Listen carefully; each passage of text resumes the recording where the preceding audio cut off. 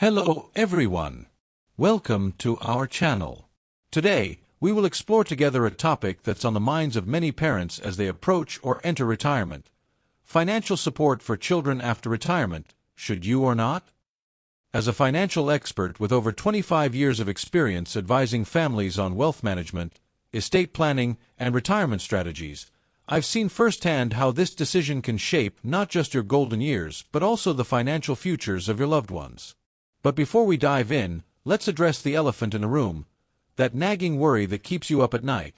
You've sacrificed for decades to build a nest egg, dreaming of a stress-free retirement filled with travel, hobbies, and peace of mind.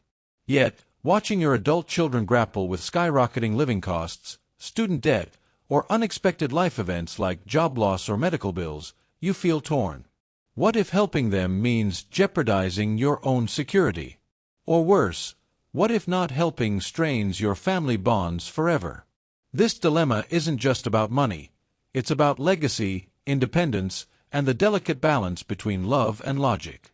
In this discussion, we'll unpack the pros and cons, share real-world insights, and equip you with practical tools to make a decision that aligns with your values and financial reality.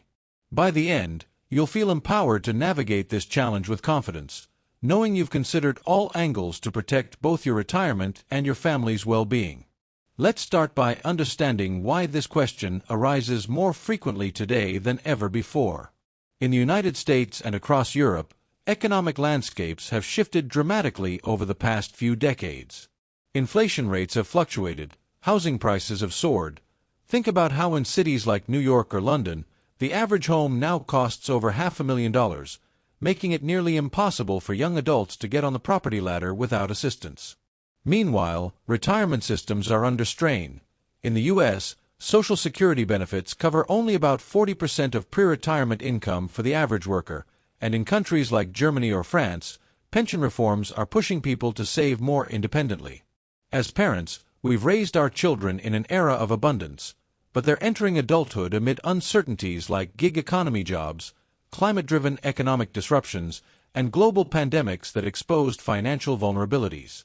It's no wonder that a 2023 survey by the Pew Research Center found that nearly 30% of American parents continue providing financial support to their adult children well into their 30s and 40s. In Europe, similar trends show up in reports from the European Commission, where intergenerational wealth transfers are increasingly common to bridge gaps in income inequality. But here's the hook that hits home. If you're not careful, what starts as a generous gesture could turn into a retirement nightmare, leaving you dependent on your children later in life, a complete role reversal that no one wants. This content is crucial because it doesn't just offer opinions. It provides actionable strategies to safeguard your hard-earned savings while fostering your children's self-reliance, ultimately strengthening family ties rather than straining them.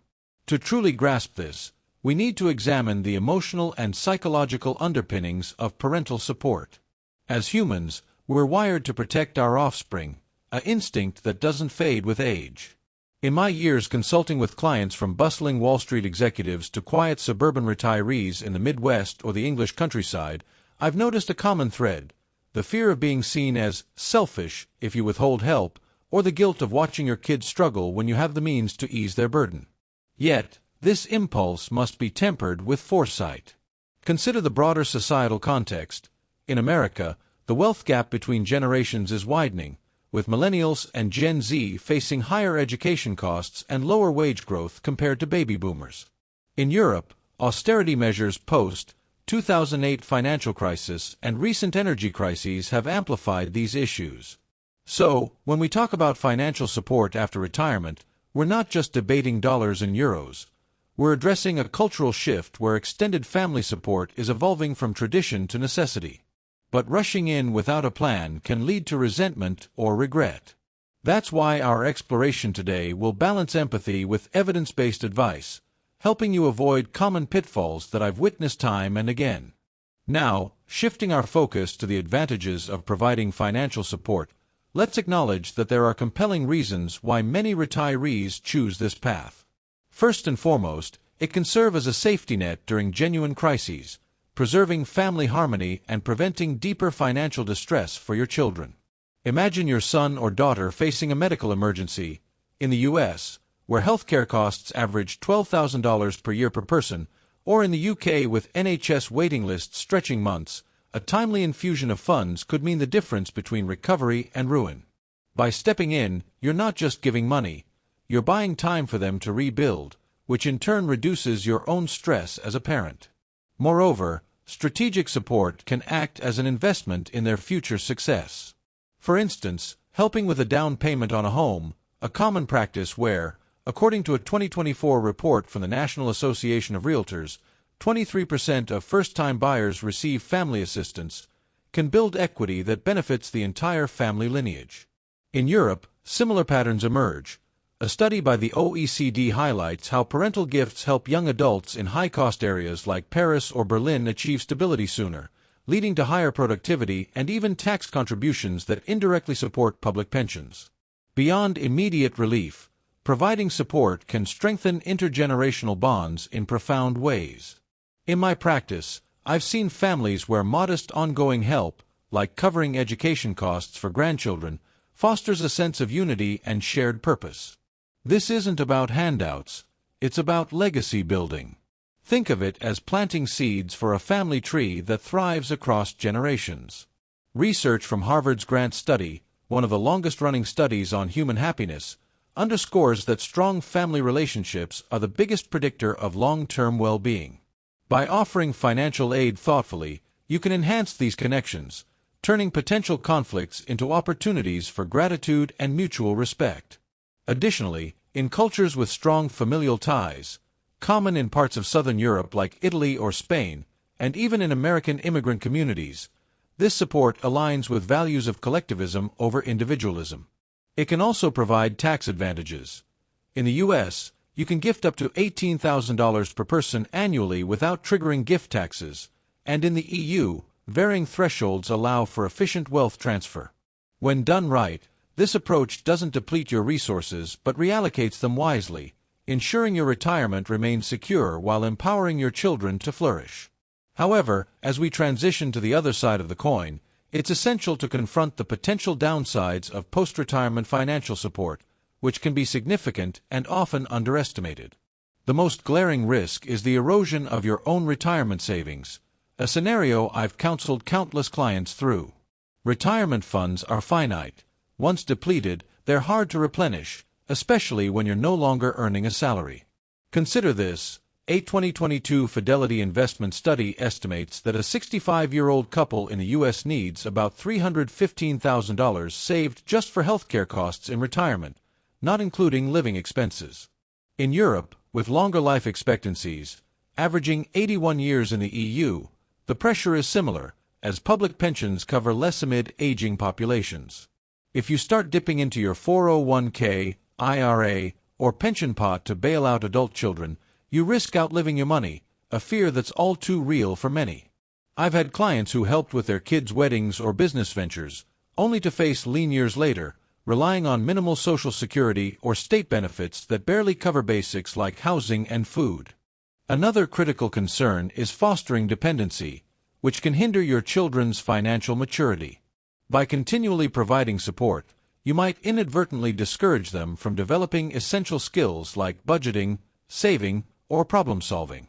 Psychological studies, such as those from the American Psychological Association, show that over-reliance on parental aid can lead to lower self-esteem and delayed independence in young adults. In practical terms, this means your help could become an expectation, turning family dynamics into a cycle of entitlement rather than empowerment. From my experience, this often manifests in repeated requests, starting with a car loan, escalating to mortgage help, and potentially straining relationships when you finally say no. Moreover, there's the opportunity cost. Money given away can't compound in investments. If you gift $50,000 at age 65, assuming a 7% annual return, a conservative estimate based on historical S&P 500 data, that could grow to over $200,000 by age 85. In Europe, with lower interest rates post-ECB policies, the growth might be modest, but the principle holds: you're sacrificing future security for present relief. We must also consider the legal and tax implications that complicate matters further. In the U.S., large gifts can affect Medicaid eligibility for long-term care, potentially leaving you vulnerable in old age. Across the Atlantic, inheritance tax rules in countries like the UK, with a 40% rate above £325,000, or France, up to 45% for non-direct descendants, mean unstructured support could trigger unnecessary taxes, reducing the net benefit. Family disputes can arise too. If you support one child more than another, it might breed resentment, leading to costly legal battles over estates.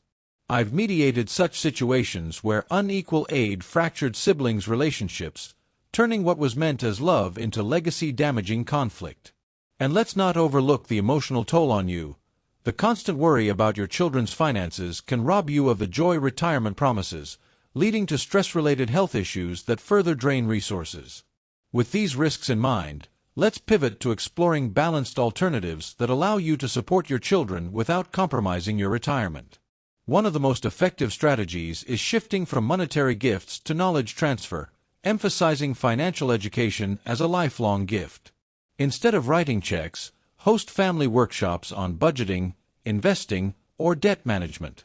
Tools like apps such as Mint or Enab, You Need a Budget, in the US, or equivalents like Money Dashboard in the UK, can be shared to build habits.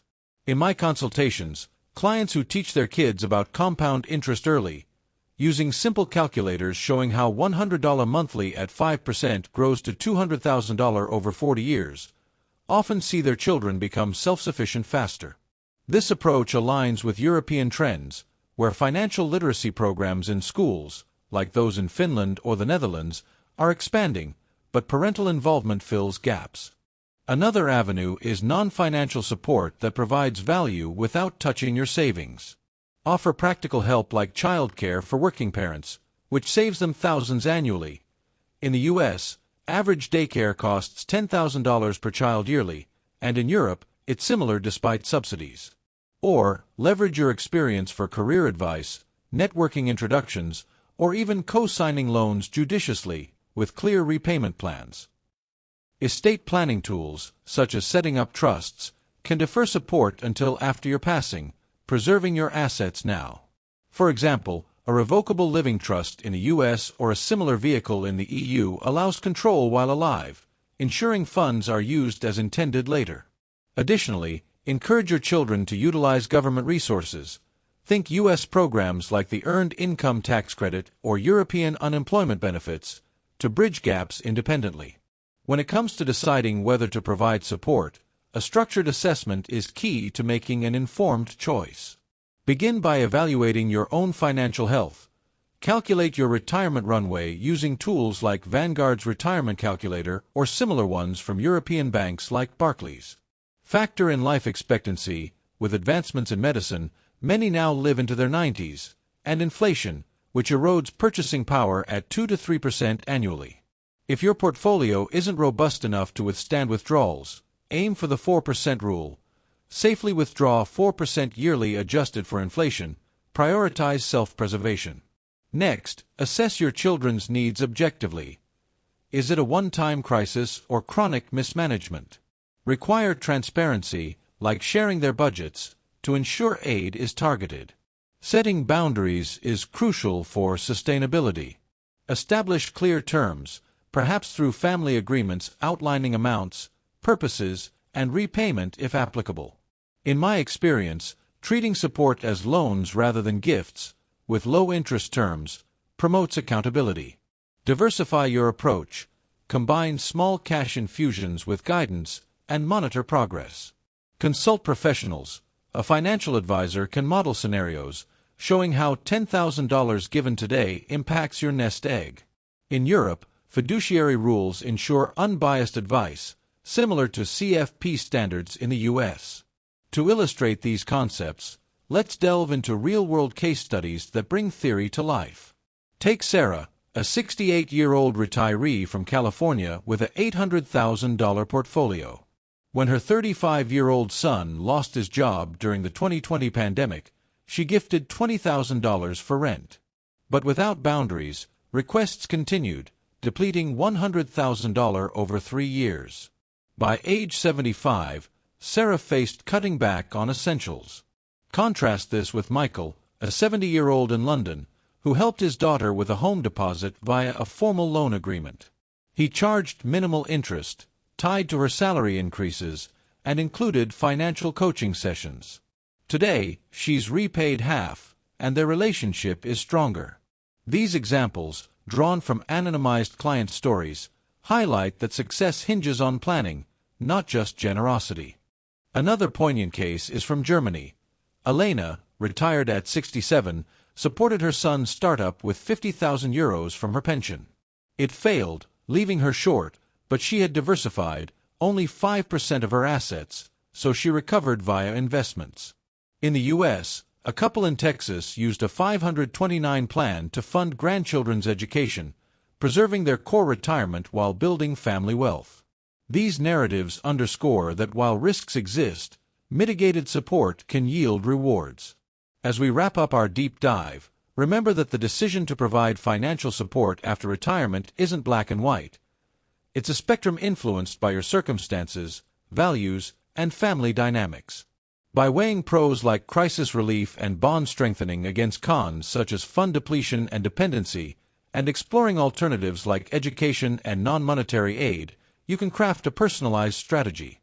Ultimately, the goal is mutual prosperity, your secure retirement enabling you to enjoy time with loved ones, free from financial worry. Thank you for watching until the end of the video. We really want to hear your opinions. Please leave a comment below and share one thing you learned today and how you plan to use it in your life. Your thoughts are very important to us, so don't hesitate to share them. Reading your comments gives us great motivation and encouragement. If you liked this video and found it helpful, please like, subscribe, and share. Your support helps us continue to create great content to inform and inspire you. Thank you for watching, and we look forward to seeing you in the next video.